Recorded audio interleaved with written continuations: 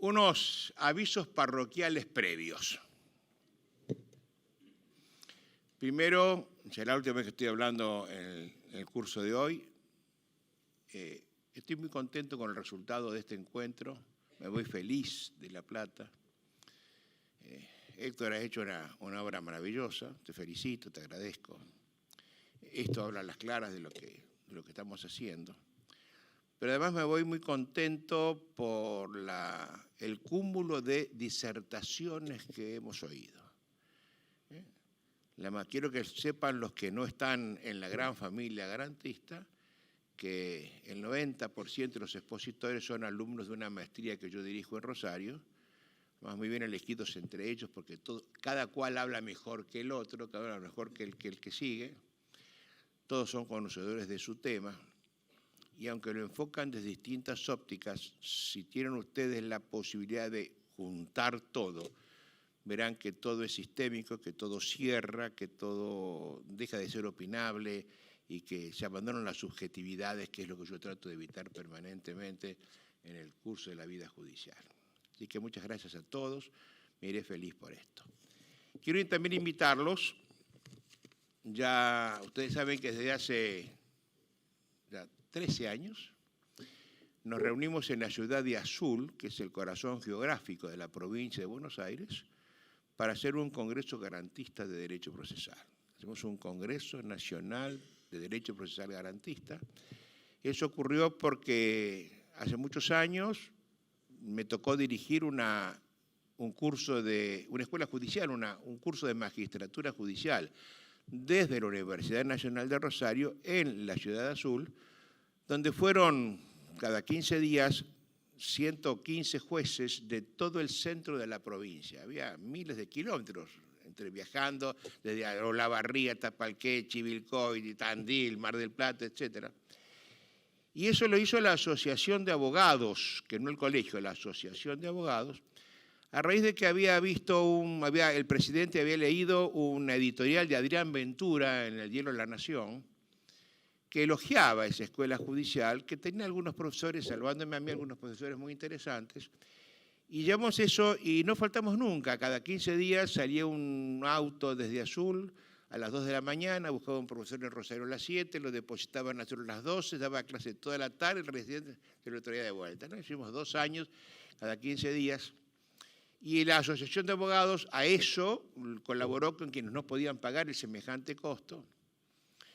Y el presidente de la asociación, un estadista importante, hablo de Luisito Miralles, político de raza en el lugar, me dijo a los 2 años, cenando una noche en un restaurante de la ciudad de Azul, ¿sabe, doctor? Dice, ayer, 2 años después, me han pagado el último préstamo de honor a saldo. Los abogados cumplieron, pagaron. Y alguien me dijo que había notado una sensible mejoría en el tratamiento procesal y en la eficiencia de las sentencias, porque había mucha clase de filosofía, ¿no? Mucha clase de epistemología, de filosofía, de valoraciones filosóficas en la clase. Lo cual me puso muy contento, pero eso sirvió para que Azul fuera un semillero garantista y nos reunimos cada 2 años, primero cada año y ahora cada 2 años. La idea era hacer los congresos panamericanos en años impares y los congresos de Azul en años pares. Este congreso que estamos hoy en La Plata hubo de haberse hecho el año pasado. Por razones ajenas a nuestra voluntad se postergó, por tanto este año y solo este año coincide Azul. Entonces los invito muy particularmente a todos para que los días 18 y 19 de octubre agenden esto porque es muy importante ese encuentro. Sobre todo es un encuentro de amistad, de familiaridad, de comensalidad, donde todos se conocen, se tratan bien, no hay envidias. Muy importante, ¿eh? No hay rencores, no hay cosas raras, como pasa invariablemente en todos los congresos, de la materia que ustedes quieran, donde todos están peleados con todos. Eso no ocurre en Azul, es todo lo contrario. Acá hay mucha gente que va todos los años a Azul y de esto que estoy diciendo acá lo saben perfectamente bien. Hoy vamos a hacer este año un tema general que se va a llamar la legitimación procesal desde la óptica garantista. En todas las ramas habidas y por haber posibles de imaginar, se ha hecho una cosa interesante, son 18 o 20 intervenciones de lo más granado del garantismo procesal argentino. Julio Vélez está acá, que es el organizador. A quien tenga interés en llevarse un programita provisorio, es lo que tenemos por ahora, una fotocopia achicadita para poder tenerla, la vamos a repartir a la salida. Y ahora sí a las cosas. Me toca hablar, según el programa, acerca de las tensiones actuales entre garantismo procesal y activismo judicial. Lo que supone un conocimiento previo de qué es cada una de estas cosas. Pero estoy en La Plata, y en esta ciudad no se conoce qué es el garantismo procesal. Por una tenaz resistencia de los procesalistas platenses a entender que esta es otra visión del derecho. Alguna vez nos han dicho que los garantistas pretendemos poner una puerta giratoria en el ingreso de una comisaría para que el imputado entre y salga con el mismo envión, cosa que se dijo, por ejemplo, cuando era gobernador de esta provincia, el doctor Rucauf.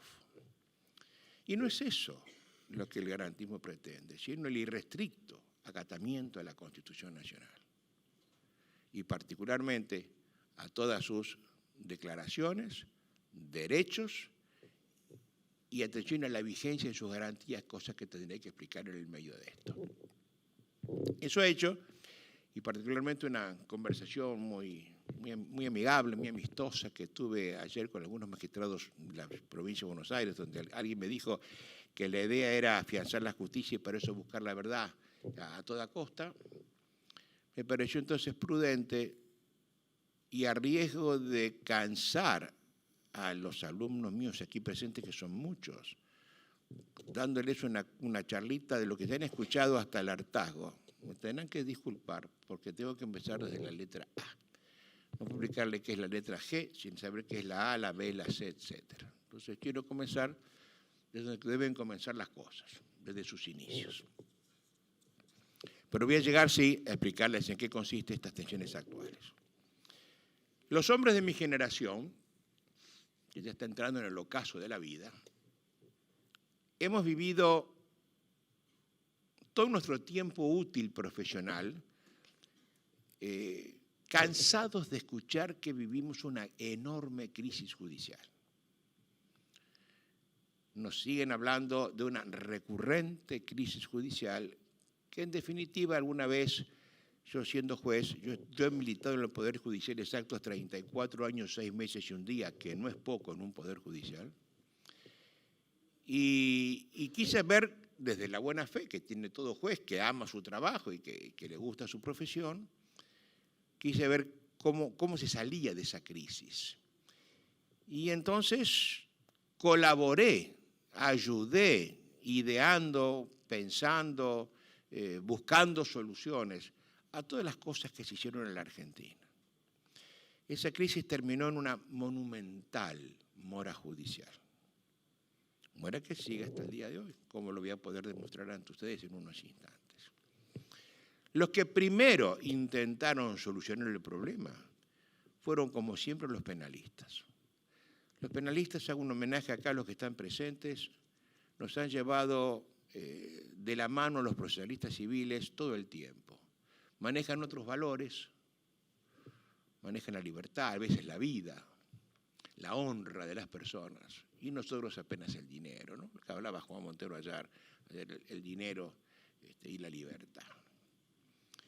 Y entonces han visto los problemas que nosotros no supimos y no sabemos ver todavía, por lo menos una enorme cantidad de procesalistas que estamos sueltos en el mundo de la República Argentina. ¿Qué hicieron los penalistas? En primer lugar, quitaron tipos penales. La lesión culposa dejó de ser delito, por ejemplo, salvo excepcionales situaciones. Luego quitaron posibilidades de encarcelamiento. Ya no era necesario encarcelar para desencarcelar directamente. Lo que pasó, por ejemplo, que yo tenga presente y sin ser penalista, con el daño intencional, por lo menos en mi provincia. Después trataron de eliminar el proceso con el llamado procedimiento abreviado. Y luego trataron de despoblar las cárceles con la probation. ¿Les ha ido bien? Atención, a riesgo de que soporten la crítica de Juan Montero, que han eliminado el proceso penal. Y que con todas estas garantías, que con todas estas soluciones de eficiencia, lo que hemos hecho es desconocer la Constitución para lograr un eficientismo final al momento de la verdad. Igual ha hecho el procesalismo civil. Venimos desde el año 1962 hablando de la necesidad de oralizar el proceso. Entonces, quiero que ustedes sepan que en el año de 1962 se instaló el proceso oral en lo civil, en la provincia de Santa Fe. Yo fui juez de la oralidad durante 4 años de mi vida, sabiendo que era la panacea de todos los males, hasta que descubrí que era absolutamente ineficiente. Cosa que un día conversando acá en el Colegio de Abogados de Quilmes, cuando vino inaugurado la oralidad en materia laboral, me llevó al colegio para hablarle de mi experiencia y se dieron cuenta que las críticas que yo le hacía al sistema eran válidas para la provincia de Buenos Aires, tanto que lo abandonaron. ¿Y qué hicimos nosotros? Empezamos a generar soluciones eficientistas a riesgo de no respetar la Constitución. ¿Qué pasó?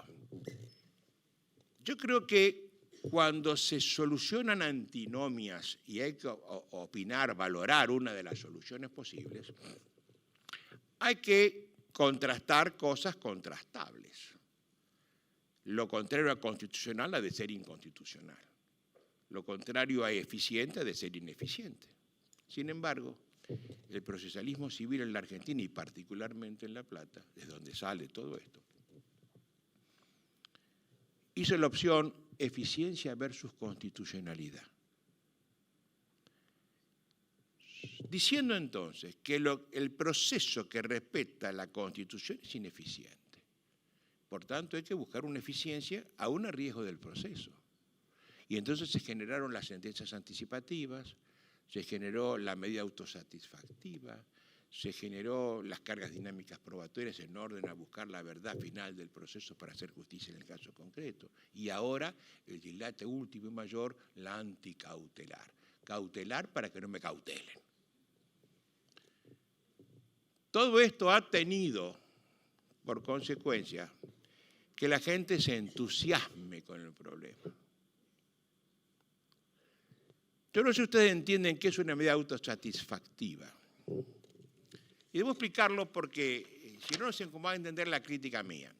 Se dice que el proceso es una norma instrumental, es un instrumento al servicio del derecho sustancial. Yo tengo acá una pretensión, una sentencia. Este es un instrumento para sacar desde mi pretensión incierta a una solución de certeza. Pero de acá a acá pasa mucho tiempo y puede ser que en aquel momento, cuando llegue la certeza de mi pretensión, no haya capacidad de pago en el proceso civil, por ejemplo. Entonces, desde siempre se ha pensado en un instrumento del instrumento, en la cautela procesal. De modo tal que yo, mediante un embargo preventivo, por ejemplo, cautelo acá y digo, ciertos bienes van a estar afectados al pago de la deuda si gano mañana. Y esto sí no se muere la persona, si no quiebra, si no se concursa, si no hay preferencias de pago, si no hay privilegios, etc.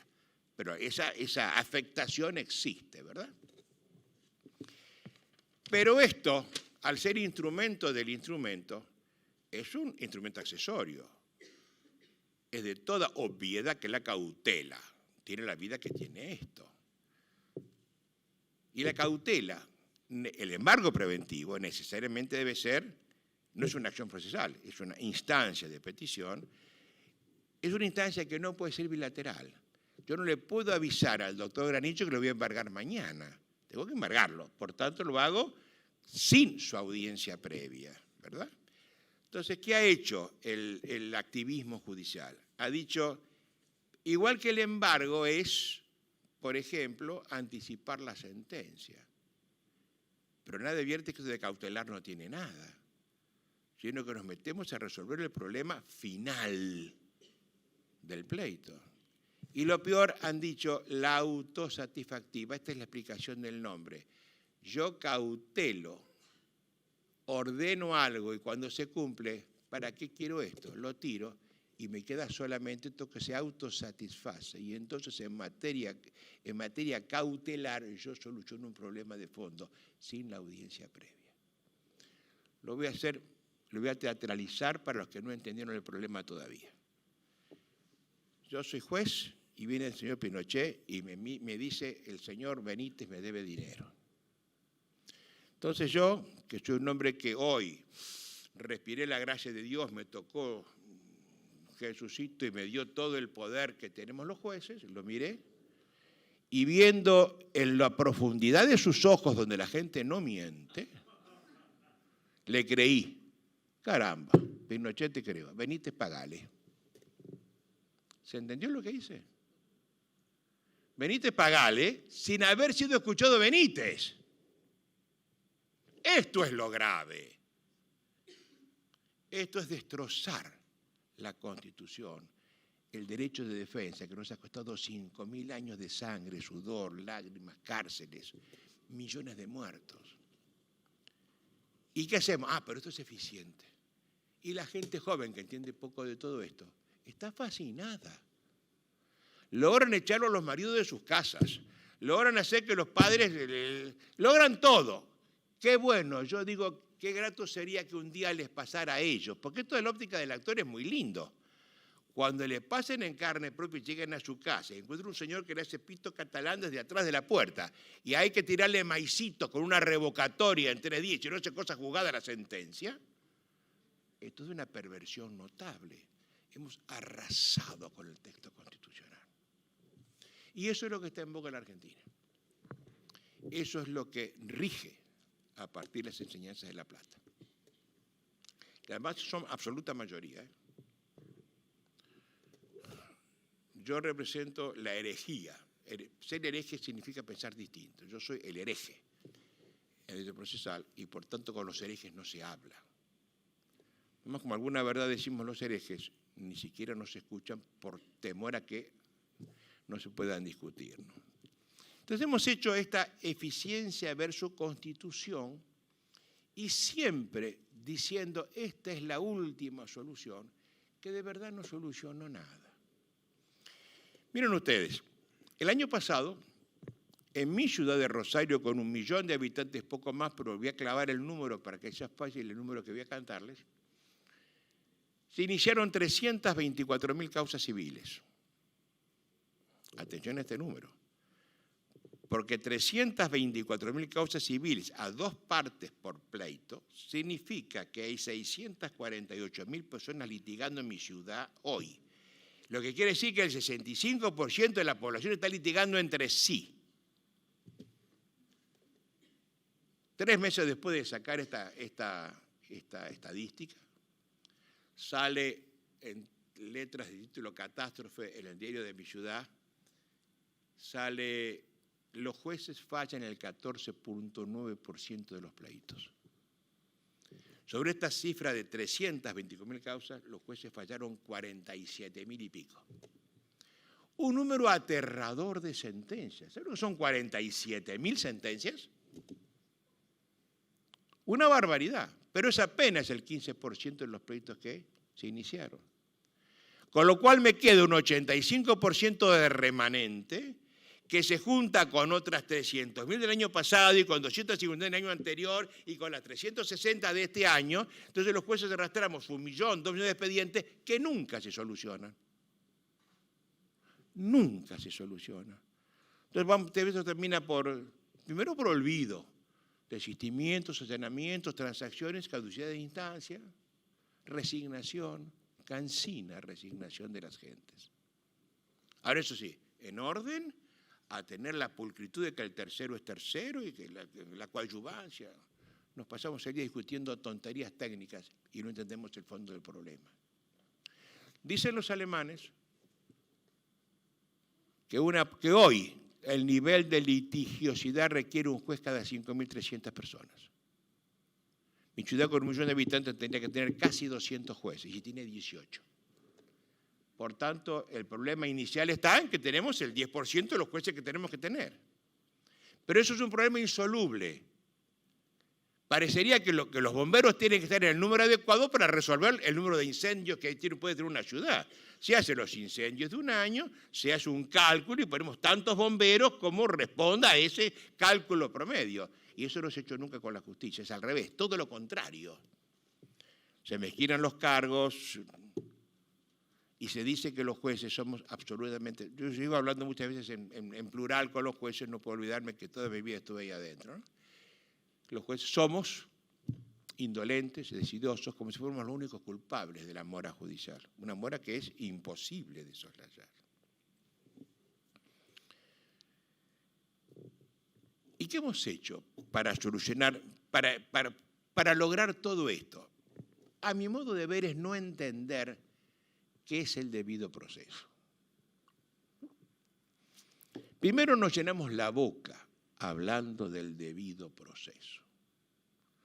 Ayer lo escuché por lo menos 7 u 8 veces y alguien nos adelantó que nadie ha definido en términos asertivos qué es el debido proceso.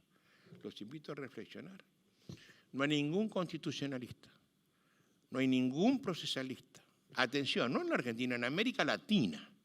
No hay ninguna corte de justicia, particularmente la nuestra en la Nación, que diga debido proceso es tal cosa. La definición es siempre por la negativa. No es debido proceso aquel en el cual se lesiona la defensa, la impugnación, la prueba, lo que fuere.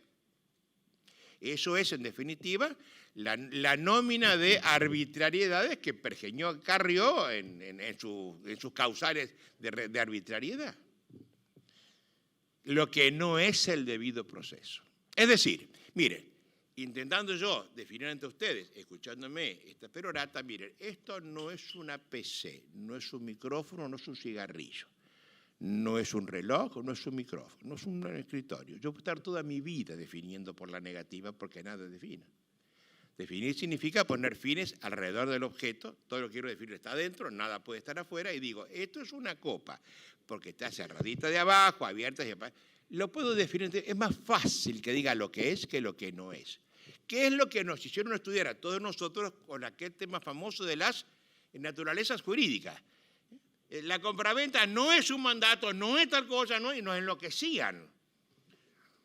El punto más horroroso de los programas de procesal, que es lo que no es. Yo pretendo definirlos por la positiva. Y lo voy a hacer en un ratito si ustedes me tienen la paciencia de poder llegar a buen término.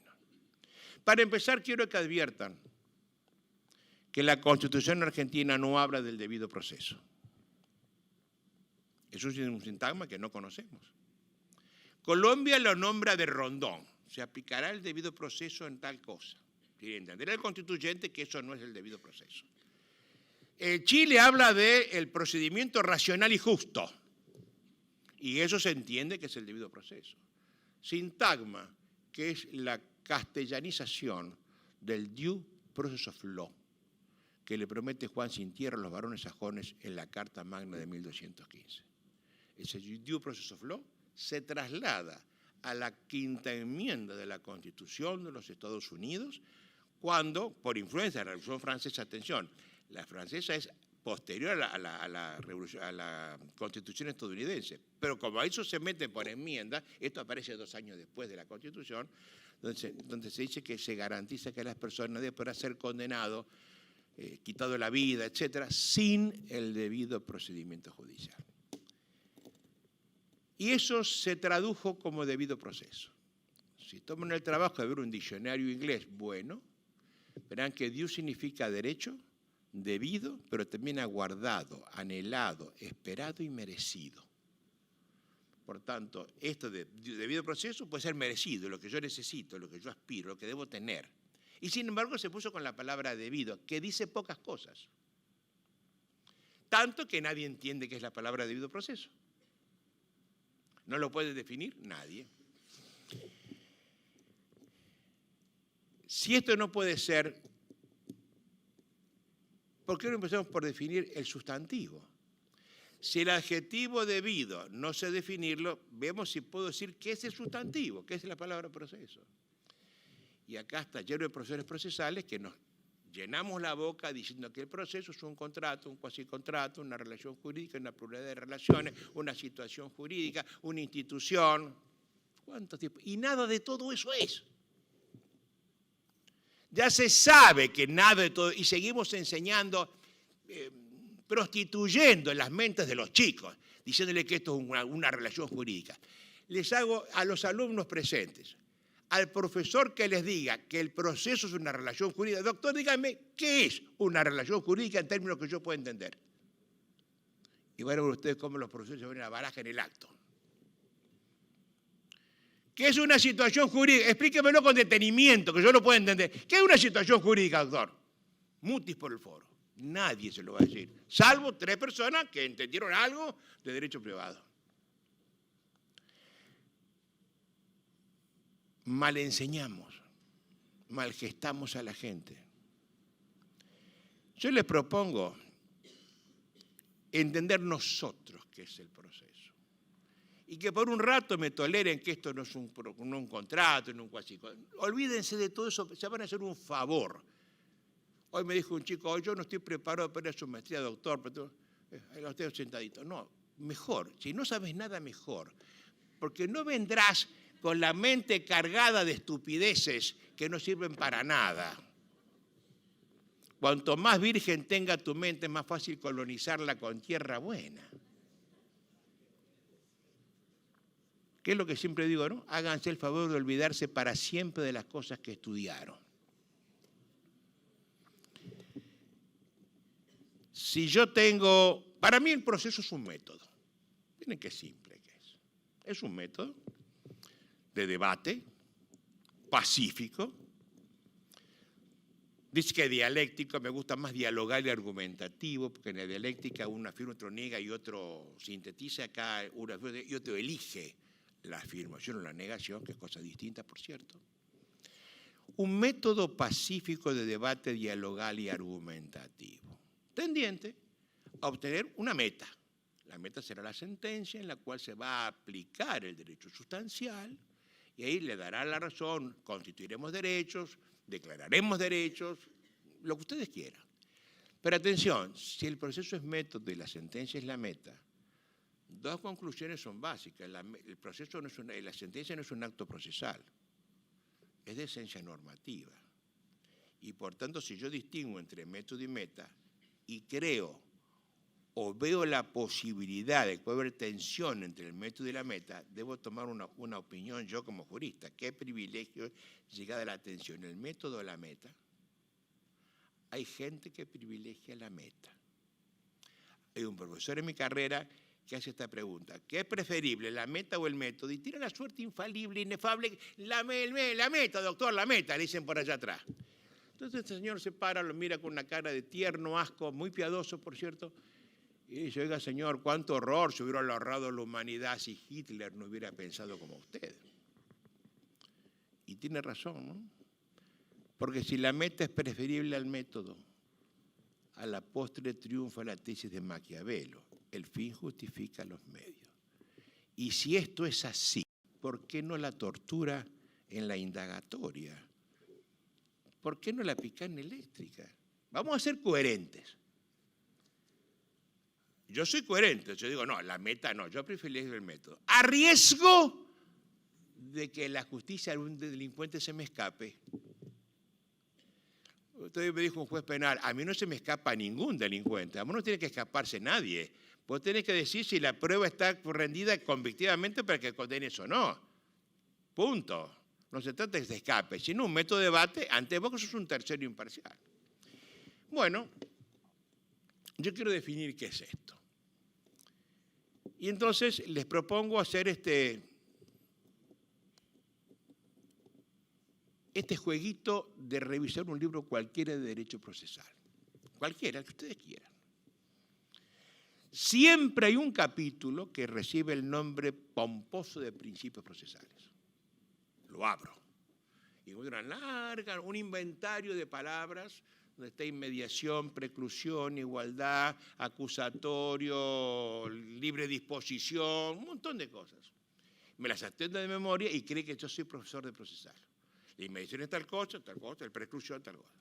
Pero si pensamos el derecho, que es de lo que se trata en estas cosas, veremos que en esa bolsa, en ese capítulo, hay cosas que son diferentes a las otras. No todo es lo mismo. Por de pronto verán ustedes que hay un montón de palabras que se presentan siempre como pares antinómicos, oralidad o escritura. La conjunción es o, no i, o escritura. Mediación o inmediación. Preclusión o libre desenvolvimiento. Estas son siempre pares antinómicos, de los cuales el legislador opta por uno y en el acto deja al otro de lado. Porque el proceso es un proceso oral y escrito al mismo tiempo. No hay mediación ni mediación al mismo tiempo. O es una cosa o es la otra. Y yo lo elijo conforme la pauta política que tengo en el momento de legislar. Hay otros, en cambio, que no son duales, son claramente unitarios. Por ejemplo, imparcialidad o qué, o parcialidad.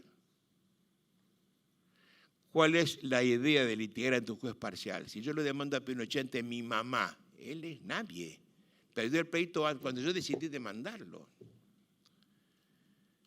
¿Igualdad o qué o desigualdad? ¿Para aquel proceso entonces? Toda una hipocresía. Sigamos en la ley de la selva de la calle, los tambores que estamos escuchando ahora. Parecería entonces que hay unos que son duales y otros que son unitarios. Y si les parece que no son cosas iguales, démosle nombres diferentes. Y les propongo a la gente nueva acá que le diga a los que son unitarios principios y a los que son binarios reglas. Sin los unitarios no tendré proceso, sin importarme las reglas que se apliquen. Si yo tengo un juez imparcial que hace que las partes sean iguales, no me importa si el juicio es oral o escrito, no me importa si hay mediación o inmediación. Ha habido mediación en los últimos 300 años. Y sigue habiéndola, de hecho, aunque las leyes digan que tiene que haber inmediación. En fin, estos principios, sin ellos no hay proceso. Hay simples procedimientos, sin importar de qué se trata esto. Pero en esa bolsa, donde ya mostré peras y manzanas, hay algo más que no es ni pera ni manzana, y que yo llamo sistemas. Es lo que se llama, entre comillas, principio acusatorio y principio inquisitorio. De principio no tiene nada. Por de pronto, son duales, serán reglas. No son unitarios, se presentan antinómicamente. Pero además, no es una regla, sino un conjunto de cosas. Y entonces, si yo tengo hoy un conflicto con el señor Pinochet, lo que hemos logrado es solucionarlo primero por la fuerza. Yo le pego o él me pega. El que gana se queda con la cosa. Y el diseño de la solución de este conflicto es una flecha que va y que viene y que viene y que va. Pretendiente contra resistente, resistente contra pretendiente. Siempre dos. Antagónicos, siempre antagónicos y desiguales. Acá somos todos desiguales, gracias a Dios. Ayer Montero dijo una frasecita muy linda que se le voy a repetir. Los pleitos son Alvarado contra Pinochet. No Alvarado y Pinochet tomados de la mano, cantando el arroz con leche, paseando por los bosques de La Plata en busca de la verdad. No digan más esto, porque esto es un dislate a los ojos de cualquiera. El que piensa mínimamente el derecho sabe que yo quiero cobrar y él no me quiere pagar. Es Alvarado contra. Y gano o pierdo. No empato nunca en el proceso. Un día, esta fuerza fue suplantada por el razonamiento, el diálogo, y entonces ahora empezamos a discutir Pinochet y Alvarado frente al doctor Benítez. Ahora el dibujo cambió. Pretendiente y resistente ante un tercero, equidistante de las partes, por eso es la figura del triángulo equilátero que alguien habló ayer. Y ese tercero que está allí es el que aparece en ese orden en el pleito. Primero el pretendiente, segundo el resistente, tercero el juez. Pero la palabra tercero implica algo más. Es no ser primero ni segundo. Verdad de perogrullo, ¿no? Pero si no es primero ni segundo, no es pretendiente ni resistente, ni hacer las cosas que hacen los pretendientes ni los resistentes. Es de toda obviedad. Mire, esto no es opinable. Esto es sacar la lógica formal y poner arriba de la mesa. Primera regla. Y le intentamos discutir. Yo quiero abdicar de las opiniones en el derecho, que es lo que tanto daño nos hace a los abogados.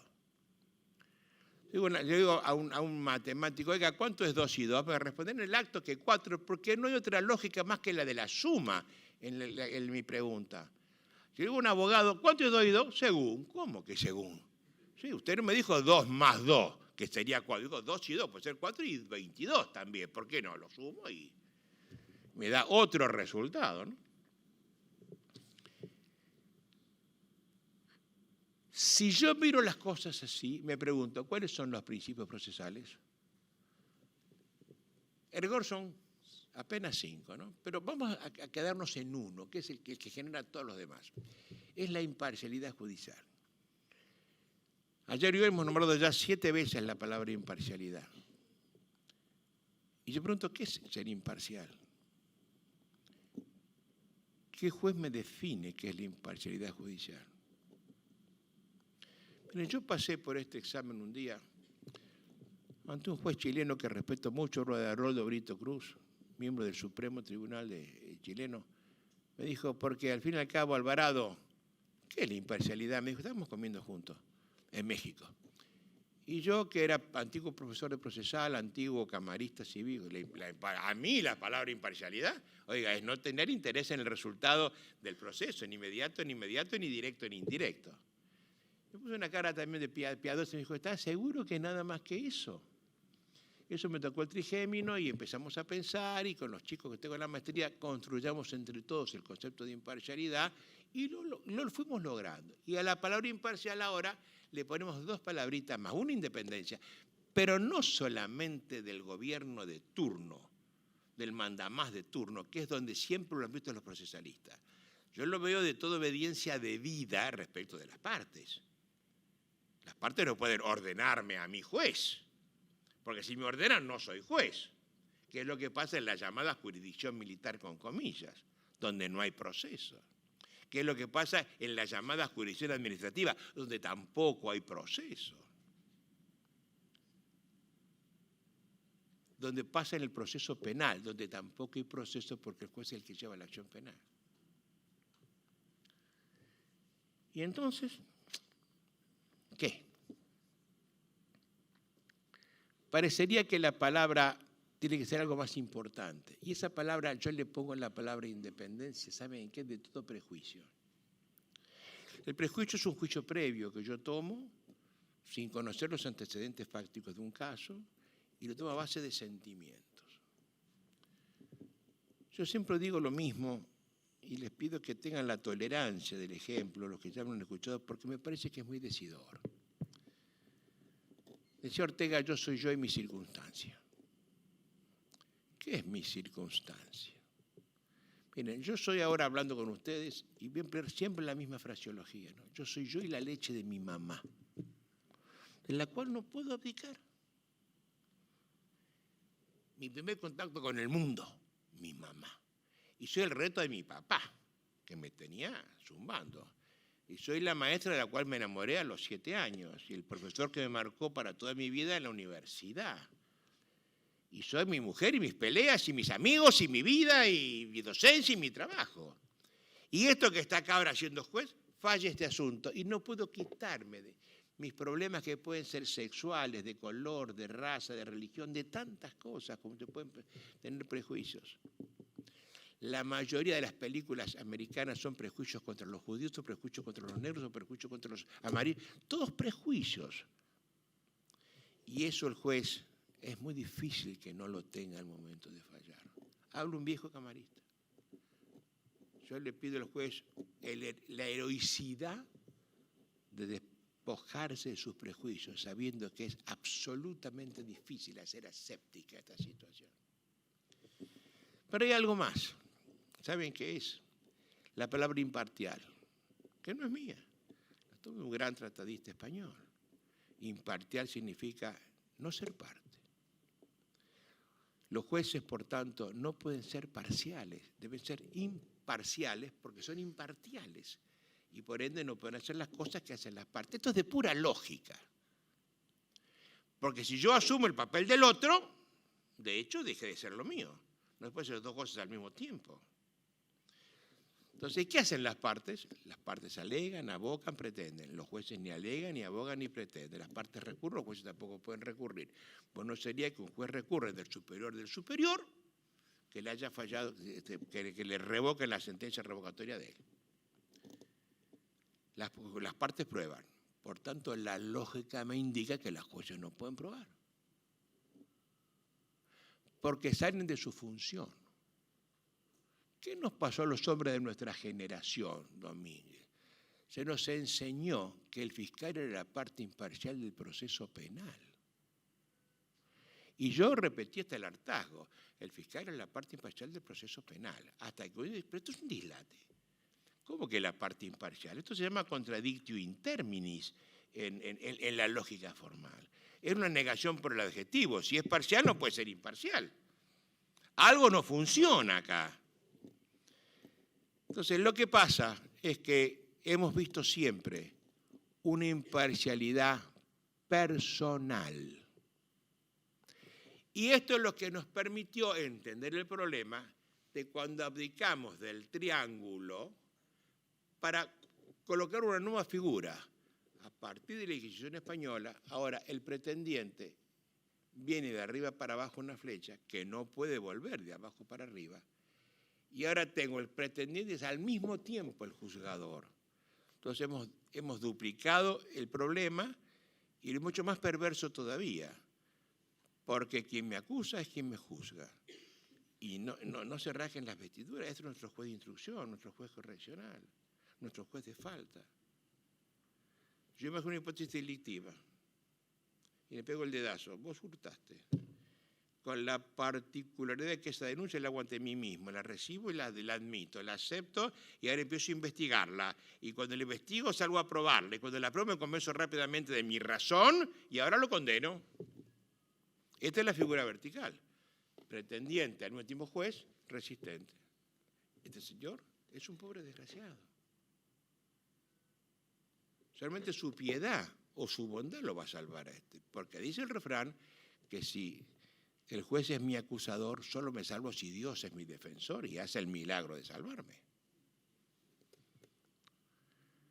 Y nosotros nos hemos creado, mi generación toda, bajo este sistema, que es el nombre de sistema inquisitivo, en el cual el juez no es imparcial y por ende las partes no son iguales. Tanto no son iguales que el juez subroga al fiscal. Se coloca al lado de él, lo ayuda. Cuando el fiscal es tonto y no prueba, sale a salvar a las papas al fiscal, las papas del fuego, por una elemental cooperación del sistema, de la corporación. Yo lo he hecho muchas veces. Empiezo criticándome yo. Y a esto yo lo llamo autoritarismo. Porque se basa en la autoridad del juez. Es lo que decía Montero ayer. ¿Qué quiero yo? Las partes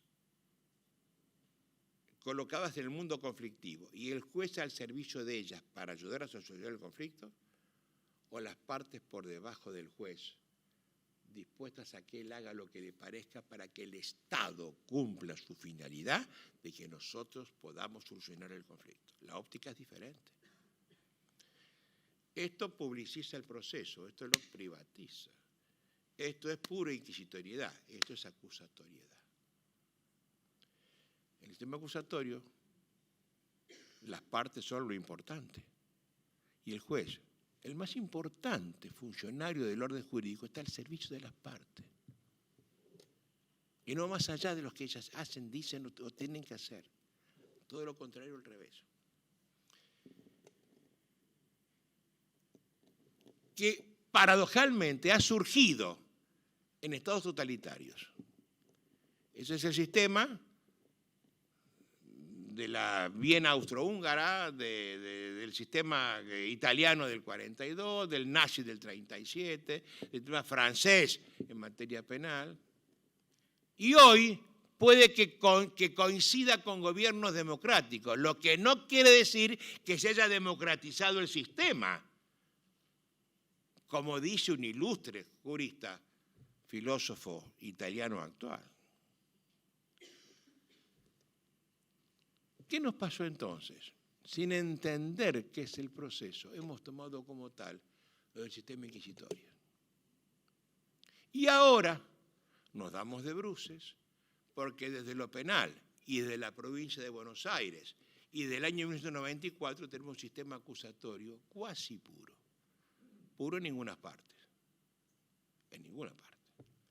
Porque siempre una clausulita que dice, sin embargo, los jueces pueden, los jueces de momento podrán hacer tal cosa. Es decir, se abre una endijita chiquitita así, por el cual a las 2 horas pasa el regimiento 11 infantería con 300 caballos y 200 cañones. Por esa rendijita. ¿Qué pasó acá en Buenos Aires? Acá en Buenos Aires, hemos hecho con Federico Domínguez esto, se le dio el ejercicio del sistema acusatorio a jueces formados en el sistema inquisitorio. Y nadie les explicó la ideología, la filosofía, la constitucionalidad del sistema, las técnicas, y los mandaron. Y entonces lo petardearon al sistema, pero de buena fe. Como me dijo un día el fiscal general de Nicaragua, llorando, un señor viejito venerable, oiga, doctor, los jueces les dicen a los fiscales lo que tienen que hacer, les modifican las penas. Acá se sigue condenando a pena mayor por el fiscal. Los jueces preguntan. En Colombia, el Instituto Colombiano de Derecho Procesal, de venerable actuación, presentó una demanda para nosotros de inconstitucionalidad del Código Acusatorio en materia penal porque no les permite a los jueces preguntar ni hacer pruebas de oficio. Y acá hay un señor que salió en defensa de ese código y le ganó el pleito. La Corte Constitucional de Colombia ha dicho que no es inconstitucional por esa razón, porque es la esencia del sistema. En Chile se aplica a media, en ninguna parte se aplica. En México no hay sistema, en ninguna parte hay sistema acusatorio. Y lo estamos alargando sin entender en qué consiste. Estamos enseñando que es un sistema adversarial. Eso habría que tomarlo muy en cuenta, ¿no? Porque enseñarle a un señor cómo se hacen las preguntas estratégicamente para que un juez diga, cállese la boca y le pregunto yo, el esfuerzo es baladí, es inútil, es absurdo, es idiota. Pero lo que estamos haciendo, cursos que enseñan a litigar en materia penal. ¿Qué es litigar en materia civil? Nada más que esto. Ahora el fiscal es igual al imputado, que además tiene una garantía importante, que es la de inocencia.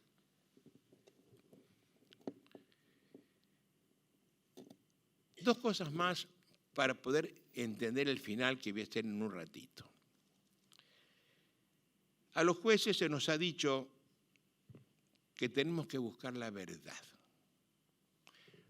porque en remisión es hacer justicia en el caso concreto. Yo me ha tocado jurar muchas veces en mi vida judicial, he tenido muchos cargos en la justicia, y yo nunca juré buscar la verdad en pleito alguno.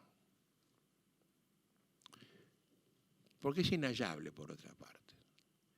Yo nunca juré hacer justicia en ninguna sentencia. Mi juramento, al igual que los jueces aquí presentes, actuales o pasados, ha sido siempre en la República Argentina observar o respetar y hacer respetar la Constitución Nacional y las leyes que en su consecuencia se dicten. Ese es mi juramento y quiero respetarlo. El problema que yo tengo es que la Constitución no me dice qué es un debido proceso. Entonces, ahora entra la libre interpretación del juez. Hoy les dije que la Constitución argentina no habla de la palabra debido. Y ahora que está tan de moda el escribir, el novelar la vida de los próceres, a partir del libro Don José, El Cuyano Alborotador, la vida de un ausente de García Hamilton, que es la vida de Alberdi. Nos dice el autor que Alberdi hablaba mal inglés. No era el inglés bueno de Sarmiento, por ejemplo. Hablaba mal inglés. Y entonces no supo traducir ese sintagma due process of law.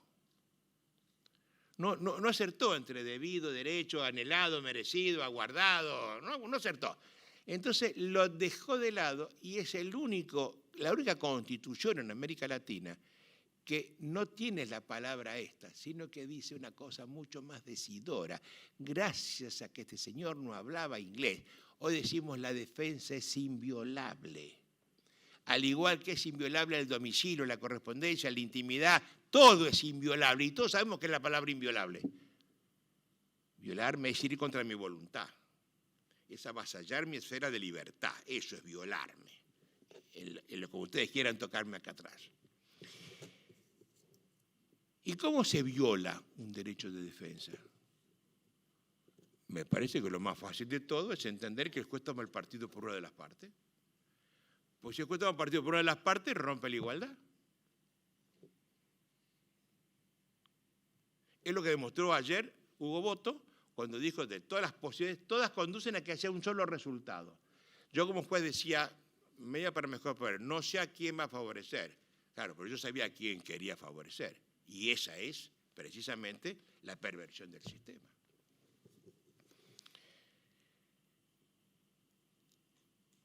Hago un puntito y abro otra cosita para unirlo después, todo después. Nos estamos llenando de la boca con la palabra justicia. Si ustedes lo leen, Aristóteles justificó la esclavitud. Yo preguntaría hoy, ¿quién cree que la esclavitud es una institución justa? No me lo metería la mano a nadie. Entonces la respuesta sería más condescendiente. Oiga, eso era antes, no ahora, gracias. Si antes era y hoy no. Si es allá y no acá, si es para usted y no para mí, esto es un valor relativo, no un valor absoluto. En la teoría de los valores de la axiología filosófica. Igual pasa con la verdad. La verdad es un valor relativo. ¿La verdad de quién? Miren, yo de los 4 evangelios no he leído el que citó ayer Juan, que debe ser el de Juan seguramente, Juan con Juan, pero en el de San Mateo se especifica todo el diálogo de Jesús con Pilatos. Los invito a leerlo. Cuando lo llevan a Jesús ante Pilatos momentos antes de decidir si lo crucifica o no, presentar entre Barrabás y Jesús, Pilatos le dice, tú eres Dios. Parecería que fuera una pregunta, ¿no? Pero no tiene signo de interrogación. Parecería que fuera una afirmación o una interrogación. ¿Tú eres Dios? ¿Tú eres Dios? Y Jesús le dice, tú lo dices, no él. Por segunda vez, ¿tú eres Dios? Por segunda vez, tú lo dices. Y entonces Pilato pregunta, ¿y entonces qué eres tú? Y dice Mateo que Jesús contesta, yo soy la verdad y la vida, y el que cree en mí vivirá eternamente. Y entonces Pilatos, así termina la frase, el versículo, Pilatos, atención, relativizando para siempre el concepto de verdad, le pregunta, ¿tú eres la verdad? ¿Qué es la verdad? Les pregunto a ustedes, ¿qué es la verdad? Para que no filosofemos inútilmente. Pero además, en materia judicial, cuando a mí filosóficamente me dicen que la verdad es la exacta correspondencia entre lo que es y lo que yo creo que es, yo tengo ahora este problema. Yo tengo acá este vaso y digo que esto es agua. Y me demanda Pinochet diciendo que esto es soda. Por todo el pleito está en que yo digo que es agua y él dice que es soda.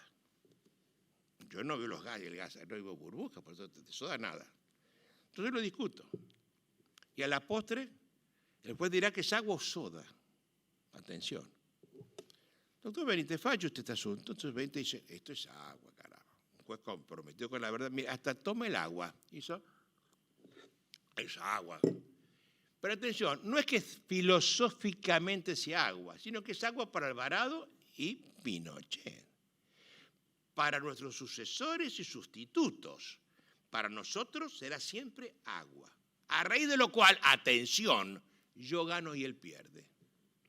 Que es para lo único que sirve esto. Yo gano y cobro, él pierde y paga. Entonces Pinochet dice, el juez es suspendido, pero por Dios, como que, ¿no le ven que esto es soda? Y ahora apela ante este tribunal, donde me encuentro con 3 jueces tan comprometidos con la verdad como el juez de primera instancia. Entonces rascan, y los 3 prueban. Entonces el primer juez dice, es agua, por tanto confirmo la sentencia. El segundo juez dice, obviamente es soda, che. Propicio revocar. El tercer juez se junta con el segundo. 2 votos a 1 es soda, con lo cual ahora la sentencia se revoca.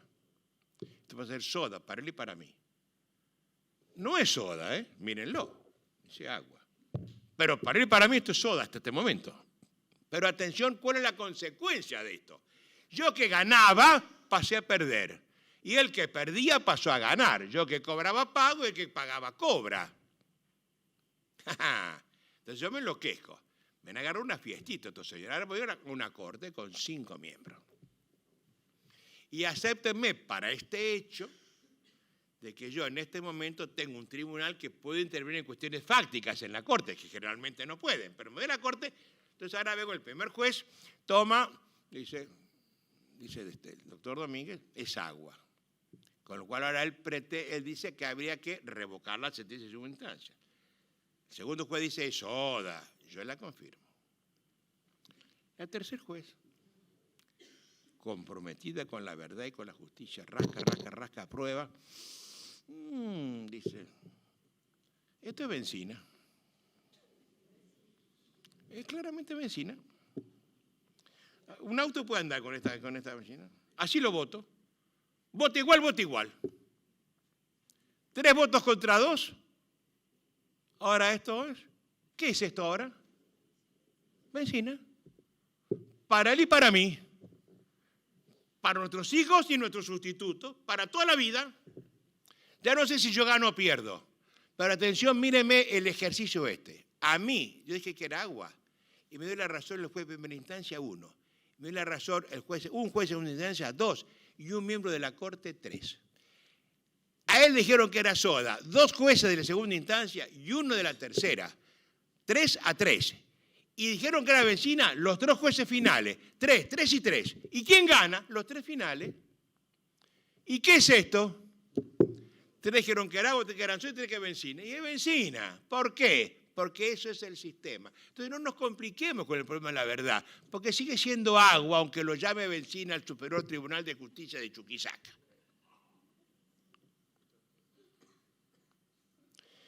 Y esto es demoledor, señores. Yo no voy a hacer pasar todo esto en mi creencia de verdad. Igual en mi creencia de justicia. ¿Justicia para quién? ¿Para el que gana o para el que pierde? ¿Para el testigo, para el que cree que el juez se vendió o para el juez que se vendió? Pues también los hay. Es decir, no puedo manejar una cosa tan seria como esta como errores relativos. Debo manejarlo desde la ley. Debo plantear objetivamente qué es cada cosa de estas. Y eso es lo que pretende el garantismo.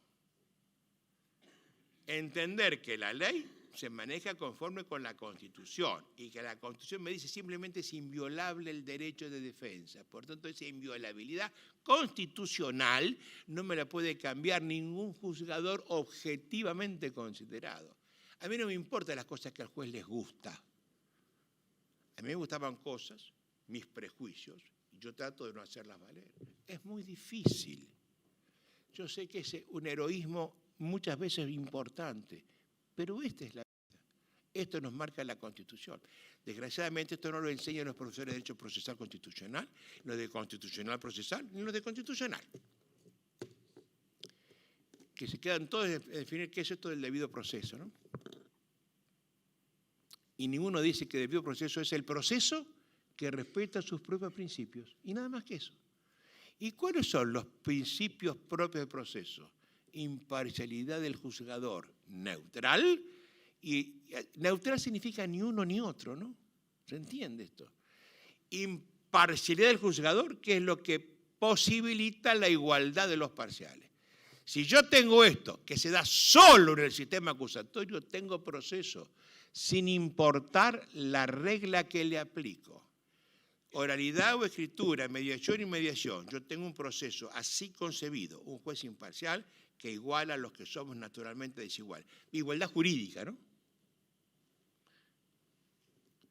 Y no tengo esto en el sistema inquisitorio. Esto suena muy fuerte, me sonaba muy fuerte a mí cuando era juez, porque no quería escucharlo. Yo creo que ustedes entiendan que a un señor mayor como yo, decirle que estuvo toda su vida equivocado no le resulta grato ni gratis. Yo me doy cuenta de mi error siendo muy mayor, ya juez jubilado, y me parece que es de buen gusto aceptar la revocatoria cuando procede, hace la esencia de lo que tengo que hacer. Entonces, bueno, me equivoqué, y aceptar que me equivoqué es casi un acto de heroísmo, sino por lo menos públicamente. Aceptar los errores y tratar de enmendarlos. Pero también sé que a lo que yo digo la gente se resiste, sobre todo los que sostienen estas cosas. Hace unos años yo estaba en Arequipa, Perú. Acá hay alguien presente de Arequipa, no sé si estaba presente ese día. Era una camarista encantadora, que le tengo un gran afecto, que me dijo a mí sentadito en un auditorio: oiga, doctor, eso es muy lindo, ¿no? Pero para su país, no para el mío. Porque ¿qué hago yo con mi indito? Y yo que no entendí la frase, dijo: ¿con su qué, señora? Con mi indito, con mi collita, que no habla castellano, que habla aymara, que habla quechua, que está defendido por otro chico de la misma educación y cultura, cuando sobre todo viene el mejor estudio de Lima, con abogados aguerridos, esos abogados de 4 millones de dólares, como hubiera dicho Juan Montero Aroca, ¿no? Y le pasan por encima. ¿Qué hace él si yo no lo ayudo? La pregunta era enternecedora. Y yo le tenía mucho afecto, le tengo a la señora. Entonces, le dije: mire, señora, yo creo que su indito tiene que ser defendido. Yo propiciaría, por ejemplo, que el Estado peruano haga un cuerpo de asesores de collas. Que hablen su lengua, que los cuiden, los mimen y los defiendan permanentemente. Si a usted le gusta, un cuerpo de asesores de indios. Los asesores que usted quiera, señora, que lo mimen, que lo cuiden, que lo abroquelen para que no vengan los degenerados de los abogados limeños a pasarle por encima y a quitarle los pocos soles que tiene que cobrar. Le admito, señora, que venga Batman y Robin. Se me fue la mano con él. Que venga Batman, uno al frente y otro atrás, y lo custodien a su collita. Es más, que venga el cuerpo de bomberos de Arequipa y lo rodeen toda esa masa de asesores, Batman y los bomberos, con las mangueras hacia afuera. Cosa de resistir cualquiera. Pero mire, señora, en todo Arequipa, en todo el Perú, hay una sola persona que no se puede poner al lado de su collita. Y es usted, señora. Porque si usted se pone al lado de él, el otro se quedó sin juez. ¿O no? Entonces ya me sacó: bueno, pero mi sistema es mixto. No, no hay sistemas mixtos, señora. Ninguna señora se embaraza a medias. Mire, no. O sí o no, ¿no? Si yo en esta copa de agua, clara, cristalina y pura, atención, le pongo una gota de tinta, todo el agua se tiñó. Todo el agua quedó grisecita o celestita según la intensidad y la cantidad de la tinta que se le haya puesto. Nada es igual. Ninguna gota queda igual que la que están viendo ahora. Ese es el sistema mixto. Si tuvo un código acusatorio como el de la provincia de Buenos Aires, como el Código Penal de Chile, que dice: sin embargo, el juez puede, o el juez a las medidas finales podrá, o preguntará, o tal cosa, le puso la gotita de tinta y todo el código se tiñó de inquisitivo. Y entonces el código dejó de ser acusatorio para ser un código inquisitivo. No hay cosas mixtas. Porque llamar sistema mixto a la conjunción de sistemas antagónicos es otro dislate. Las cosas son como son, no importa cómo yo las llame, y como me quieran vender el cuento de cómo son las cosas. Raya final. ¿Qué hicimos? Le mostré las 3 posibles soluciones de un conflicto. El horizontal, el uso de la fuerza; el triangular, la discusión dialogal, argumentativa; y el uso puro de la fuerza de la autoridad de arriba hacia abajo. Los argentinos estamos acostumbrados a este tema. No, yo me crié con esto, lo practiqué toda mi vida y me parece normal que esto sea así. Y esto viene de sistemas totalitarios que no tienen nada que ver con mi Constitución, que tiene otra raíz. Yo tengo un sistema penal alemán, un sistema procesal civil español, un sistema procesal penal francés, tengo un sistema civil napoleónico, tengo un sistema contencioso también napoleónico y un sistema constitucional estadounidense. ¿Qué tiene que ver una cosa con la otra? Es lo que no nos deja ver el problema. No deja ver, el árbol no nos deja ver el bosque. Entonces, yo opto por el sistema triangular, que se da solo en el sistema acusatorio. Y ese sistema acusatorio lo defino como un proceso que se da respetando sus principios. Hay proceso en tanto haya principios sin importar las reglas que operan para que funcione. El otro es un proceso, rectus, procedimiento, que carece de principios, porque el juez no es imparcial y por ende las partes no actúan en igualdad, y que se maneja con puras reglas procedimentales. Igualdad, oralidad, escritura, así nos manejamos todo. Pero no porque no hemos entendido que la imparcialidad debe ser funcional y no meramente personal. El juez del sistema acusatorio, y acá tengo jueces que han sido inquisitoriales y acusatorios, sabe que en lo inquisitorial es el interés personal, pero que en el acusatorio es la imparcialidad, no debe ser funcional, no debe ser lo que le corresponde a aquellos que son las partes del proceso. Si esto es así, las posibles tensiones entre método y meta desaparecen. Porque entre la meta y la opción entre el método y la meta, yo optaré por el método. Para empezar, para no darle la razón a Maquiavelo. Pero además, porque la meta estará regulada siempre por el derecho sustancial, pero el método por la Constitución Nacional, que es el que me da las pautas para que yo pueda procesar. Y es obvio que en la pirámide kelseniana es más la Constitución que la ley. Por tanto, en mi opción no puede estar sino en la Constitución. Entonces, ¿es sistema acusatorio o nada? Es el único sistema republicano. Quiero que ustedes adviertan que el proceso tiene tres personas que son fácilmente determinables y que es lo único en el derecho que funciona con 3.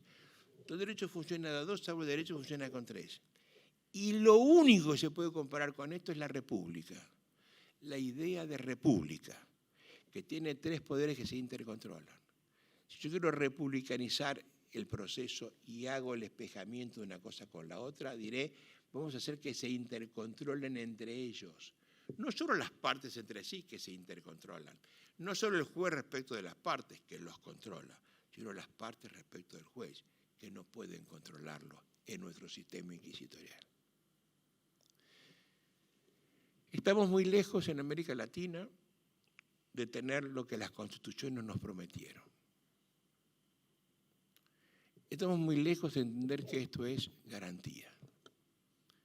Yo ahora empecé y hoy termino diciendo que el proceso es la garantía de las garantías. Es el derecho constitucional más importante después de la vida y la libertad, porque es el único que se torna en la garantía del ejercicio de todos los demás. Y eso nos toca a los procesalistas. Empecemos a respetar la Constitución, que fue lo que como jueces juramos respetar. Dejemos de hacer la valoración de la ley, y si la aplico me gusta, y si no la aplico, y si no me gusta no la aplico, como hace el activismo judicial, que rompe con la idea constitucional sobre pretexto de hacer justicia a partir de la verdad que cree el juez actuante que le toca. Aquí hay gente de todas partes.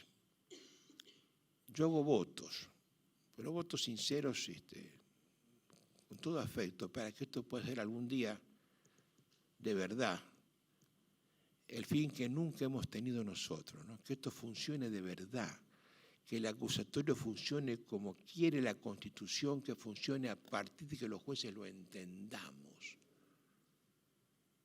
y que funcione para que de esa forma podamos tener la verdadera justicia con mayúscula, que es la que le demos a nuestros nietos, y que en mi caso pocas veces logré verla resplandecer, actuar y aceptarla como tal. Este es mi voto y deseo sincero para todos ustedes. Muchas gracias por el tiempo que me ha regalado esta mañana.